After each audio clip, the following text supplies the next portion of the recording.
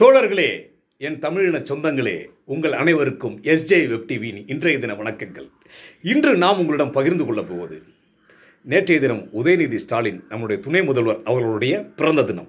வாழ்த்துக்கள் சொல்வோம்.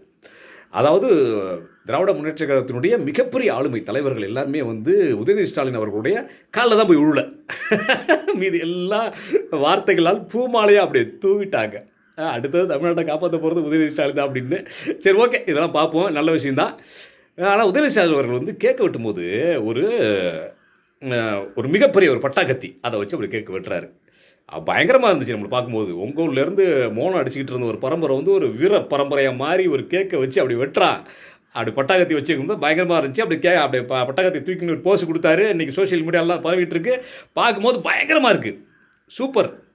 ஆனால் உதயநிதி ஸ்டாலின் அவர்களே, இதே மாதிரி இப்போ காவல்துறை உங்கள் கையில் தான் இருக்குது. இதே மாதிரி ஏற்கனவே தமிழ்நாட்டில் உங்கள் ஆட்சி ஆரம்பித்ததுலேருந்து யாருமே பட்டாக்கத்திலாம் சின்ன சின்ன கத்தியை கூட வச்சு கேட்க வெட்டக்கூடாது, பர்த்டே கொண்டாடக்கூடாதுன்னு சொல்லி எல்லோரும் கைது பண்ணீங்களே. பாவம் இளைஞர்கள், ஏழை இளைஞர்கள் அவங்க எல்லாம் அவங்க சந்தோஷத்தை எதோ பகிர்ந்துக்கிட்டாங்க.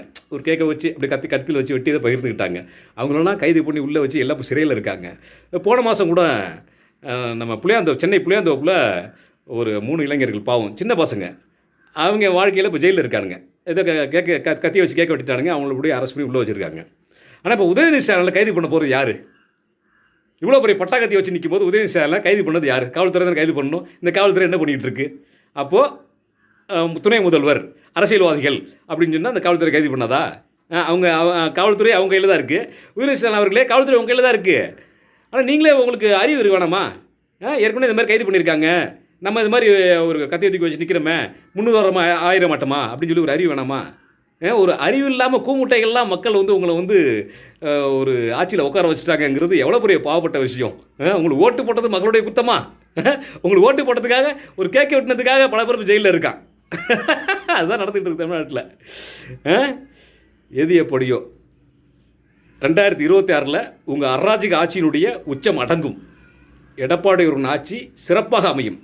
2026 தமிழ்நாட்டில் காப்பாற்ற போகிற 2026 தொடர்ந்து எடப்பாடியார் இருக்கிற வரைக்கும் அவர் தான் தமிழ்நாட்டை ஆள போகிறாரு.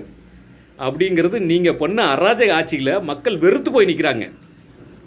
எப்படா இன்னும் ஒரு 4 மாதம் முடியும், 5 மாதம் முடியும், எப்படா எலெக்ஷன் வரும், எப்படா எல்லாம் புரட்சி தமிழன் எடப்பாடியார் அவர்களுக்கு ஓட்டு போடலாம், இந்த அராஜக ஆட்சியிலிருந்து நம்ம விடுபட்டு ஒரு நல்ல ஆட்சிக்கு போகலாம் அப்படின்னு சொல்லி மக்களே எதிர்பார்க்குற நிலைமைக்கு மக்களை கொண்டு வந்துட்டீங்களே உதயநிதி அவர்களே, வாழ்த்துக்கள், நன்றி.